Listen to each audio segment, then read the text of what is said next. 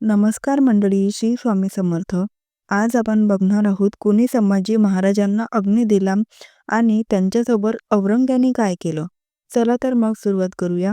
ज्यावेळी औरंग्यानं गोविंदाला पकडलं त्यावेळी त्याचा औरंग्याच्या मनात भयंकर राग होता. त्याला वाटत होतं की यापुढे संभाजीला मारणारे पैदा होऊच नये. म्हणून औरंग्या भयंकर चिडूनच बोलला गोविंदावर. कारण त्याला वाटत होतं की जो मराठ्यांचा राजा होता त्या मराठ्यांच्या राजावर कुणीही अंत्यसंस्कार करू नये, तर ते मांस गिधाडांनी खावं. पण तसं काही घडलं नव्हतं. आज गोविंदानं असं काही कृत्य केलं होतं की ज्यामुळे औरंग्याची मान खाली गेली होती. कालचा औरंग्याचा हुकूम धुळीस मिळाला होता. ती दवंडीही धुळीस मिळाली होती. त्यातच एवढं मोठं साम्राज्य आणि एवढी अफाट सैन्यसेना, सर्व त्याला हास्यास्पद वाटत होतं. तो दुखावला गेला होता. ज्याप्रमाणे औरंग्यानं गोविंदाला कैद केलं त्याचप्रमाणे औरंग्याने जनाबाई आणि राधा ईसह अनेक लोकांना कैद केलं होतं.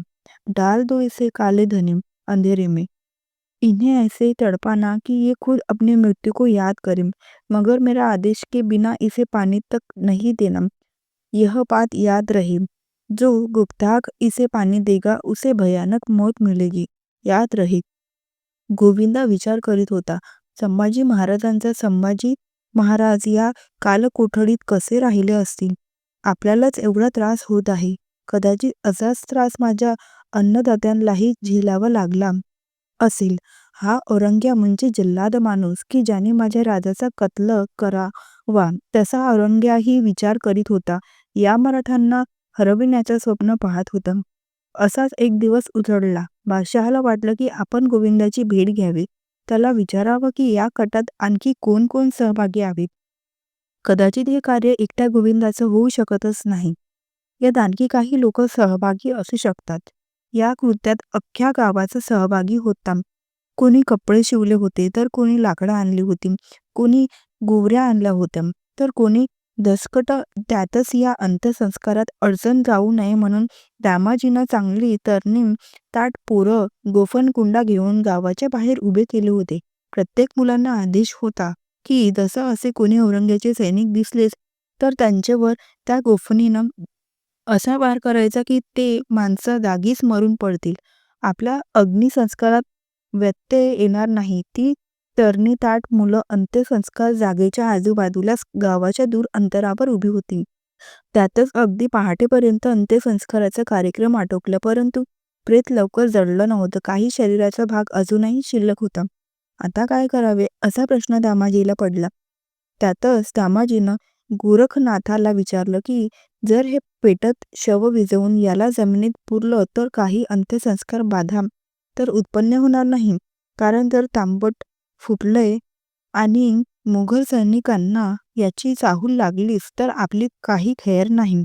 शेवटी नाथात सांगितलं की असं काहीही होणार नाही. तुम्ही निश्चित. असा शेवटी एक ताबडतोब खड्डा खणण्यात आला व त्यात संभाजीराजांचा अर्धवट जळालेला मृतदेह पुरण्यात आला.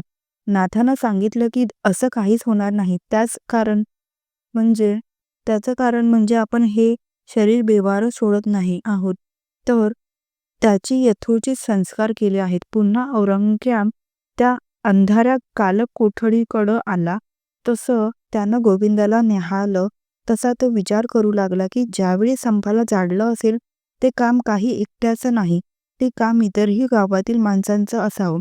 तसा तो त्याला म्हणाला, हे गोविंदा, तुझ्या या गटात कोण कोण सहभागी आहे. गोविंदा काहीच बोलला नाही. तसा औरंग्या पुन्हा म्हणाला, हे पहा, तू जरा मला यथोचित पुरेपूर माहिती देशील ना, तर मी तुझे सर्व गुन्हे माफ करील आणि तुला सोडूनही देईल. कदाचित गोविंदानं त्याच अंधाऱ्या खोलीतून त्या औरंग्याकडे एक कटाक्ष टाकला. तसा तो गप्प झाला. त्यानं चूप राहणं योग्य समजलं.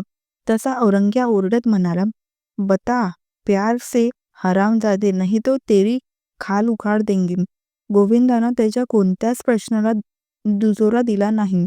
तोच त्याला बरंच वैमनस्य वाटलं. त्यातच त्यानं आपल्या शिपायाला आदेश दिला की या गोविंदाला चाबकाने फटके मारा. गोविंदाच्या त्या कालकोठडीचं कुलूप उघडण्यात आलं. त्याच्या हातात व पायात बेड्या टाकण्यात आल्या. त्याला बाहेर काढण्यात आलं. त्याचबरोबर त्याला त्याचं तटबंदीत एका खांबाला बांधण्यात आले. त्यातच त्यांच्यावर एकामागून एक चाबकाचे फटके मारण्यात येऊ लागले. जे चाबकाचे फटके आजपर्यंत त्याने स्वतः संभाजीराजानं च्या आदेशानं इतरांना मारले होते. आज गोविंदाला ते सर्व आठवत होते. तो चाबकाचा एक फटका जीवघेणा वाटत होता. अगदी असह्य होत होता. त्यातच गोविंदाच्या शरीराची तो चाबकाचा फटका पडताच अंगार होत होती. पण तो निधड्या छातीचा वीर आज संभाजीराजांसाठी नव्हे तर आपल्या धन्याच्या लेकरांसाठी सर्व काही झेलत होता. तसं औरंग्या म्हणाला, बोल साले, जल्दी बोल. कोण था वहां पर? आपल्या संभाजी राजालाही असेच मारले असेल ह्या औरंग्यानं. गोविंदा विचार करू लागला.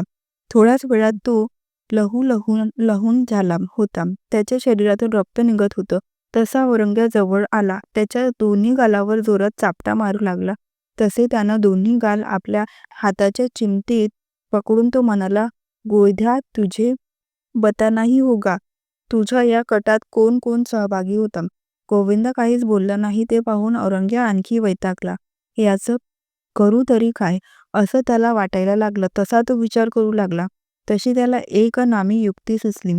औरंग्यानं आदेश दिला की त्या गोविंदाला घेऊन जावं व पुन्हा कालकोठडीत टाकावं. त्याला आज अन्न देऊ नये, पाणीही नको. दुसरा दिवस उजळला. काल त्याला अन्न आणि पाणीही दिलं गेलं नाही. तसा तो त्या अन्न पाण्या वाचून तडफडत होता. तसा आज औरंग्या पुन्हा त्या काल कोठडीजवळ आला. म्हणाला, सांगतोस गोध्या, कोण होता तुला मदत करायला? गोविंदानं त्याच्याकडे एक कटाक्ष टाकला. तसा तो हसला व म्हणाला, औरंग्या, तू मले मारूच शकत नाही. माहीत आहे. मी जर मेलो तर तू बी मरशील. तळपू हा राजा जो आहे ना, तो राजच राही. जर हा राज तुले मालून जट झाला नाही तर तुले झोप बी येणार नाही. रात्रीची तसा गोविंदा परत हसला व तिथून निघून गेला. काही केलं तरी गोविंदा मात्र तोंड उघडत नाही. हे पाहून औरंग्या आता रागानं लालबुंद होत होता. त्याला असे वाटत होते की हे अग्निसंस्कार करीत असताना जितके जण सामील होते आहे ते सारे जण त्याच्यासमोर असावे आणि त्या साऱ्यांना शिक्षा करावी. कारण ज्यांनी आपली आज्ञा मोडली आहे त्यांना शिक्षाही झालीच पाहिजे. थोडा वेळ विचार करताच त्याला वाटलं की कदाचित गोविंद त्याला आपला राज सांगेल, काही दिवसांना सांगेल. पण त्याच्या जर अन्नपाण्याविना जीव जर गेला तर हा राजच राहील कायमचा, दफन होऊन. त्यामुळे त्याला जिवंत राहणं भाग आहे. शेवटी उपाय नसल्यानं बादशहानं गोविंदाला काही दिवस की असेना जिवंत ठेवण्यासाठी शिपायाला बोलवून त्या कालकोठडीत अन्न आणि पाणी पाठविण्याचा व्यवस्था केली होती. सकाळ झाली होती. त्यातच पक्षी अन्न मिळवण्यासाठी दूर जंगलात रवाना झाले होते. तांबट फुटलं होतं. त्याचबरोबर सूर्यही निघाला होता. अशातच औरंग्याचा एक दूत गावात येऊन धडकला. म्हणाला, एक सरकारी आदेश आहे. बादशाह औरंगजेबाचं म्हणणं आहे की या संभाजीच्या अंत्यसंस्कारात कोण हजर होतं त्यांनी स्वतःहून बादशहाकडे यावं, त्यांची माफी मागावी. बादशाह त्यांना खुल्या मनानं माफ करेल. बादशाह औरंगजेब त्या बादशहाबाबत सर्व गावालाच नाही तर पंचक्रोशीत माहीत होतं की त्यांचा स्वभाव कसा आहे. तसं पाहता बादशहाचा तो आदेश जर असला तरी आज सर्व गाव एक होतं. कोणी कोणाची नाव उजागर केली नव्हती वा कोणीही बादशहाचा वीर नव्हता. सर्वांनी एकत्र येऊन संभाजीराजांच्या अंत्यसंस्काराला मदत केली होती. त्यातच आता हे शिपाही येत, दोन गोष्टी बोलत आणि निघून जात, पण कोणीही त्यांना कोणत्याही प्रकारची माहिती देत नव्हती व त्या कटाबाबत कोणीही सांगत नव्हतं. सर्व गावांचा गोविंदा एक नेता ठरला होता की ज्यानं गुन्हा आपल्या अंगावर घेतला होता, ज्यानं आपल्या जीवाची पर्वा केली नव्हती. त्यातच माझा परिवार उपाशी मरेल याची चिंताही केली नव्हती. फक्त एक विनंती दामाजी पाटलांजवळ केली होती की माझ्या मृत्यू पक्षात माझी पत्नी व माझ्या लेकरा बाळाला सांभाळावं. आज संपूर्ण गावानंही त्या परिवाराला अंतर दिलं नाही. रोजचं येणारे ते शिपाही, त्या शिपायांच्या येण्यानं गाव त्रासून गेलं होतं. त्यातच काही जण गावही सोडून गेले होते. त्यांना वाटत होतं की यदि कदाचित बादशहाला माहीत झाल्यास बादशाह आपल्याला सोडणार नाही. गोविंदा जिवंत होता. त्याला क्षणोक्षण आठवत होता. ती औरंग्याची माणसं त्या अंधाऱ्या कालकोठडीत येत, कधी तंबी देऊन जात, तर कधी जोरजोरानं हसत हसत. कधी ती माणसे अंगावर तलवारीच्या जखमा करीत, तर कधी तलवारीनं मुंडक छाटण्याची धमकी देत. एक एक दिवस गोविंदासाठी कठीण जात होतं. त्याला काय करावं आणि काय नाही असं होऊन जात होतं. पण उपाय नव्हता. गोविंदा असा व्यक्ती होता की ज्यानं संभाजीराजांच्या प्रेताला स्वतः अग्नी तर दिली होती. त्या गोष्टीला आपलं भाग्य समजला होता. एरवी कोण्या महाराजाला अग्नी देण्यासारखं पुण्याईचं काम एका अस्पृश्याला मिळणं म्हणजे नशीब. सारखं गोविंदाला वाटलं. कारण आतापर्यंत ह्या गोविंदाला त्याच्या गावातील इतर समाजानं व्यवहार करताना तो व्यवहार दुरूनच केला होता. त्यांना पाणीही दुरूनच पाजलं होतं.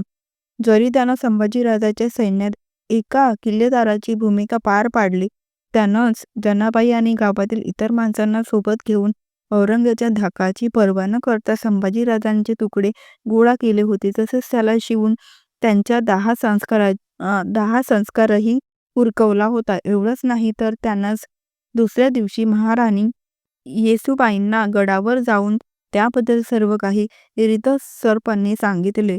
त्यामुळे की काय कोण्यातरी आपल्याच हेराकडून ही माहिती औरंगजेबाला माहीत होताच त्यानं गोविंदाला अटक केली होती. आज गोविंदा कालकोठडीत अखेरच्या घटका मोदत होता.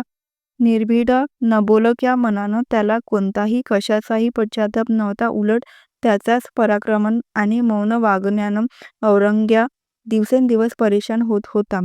पण नंतर मात्र पुन्हा पुन्हा पितुरीमुळे संभाजीराजांच्या अग्निसंस्कारात उपस्थित असलेले सर्वजण पकडले गेले आणि त्यांना औरंग्याने ठार मारले. शेवटी फितुरीमुळे सर्व काही हळूहळू नष्ट होत गेलं.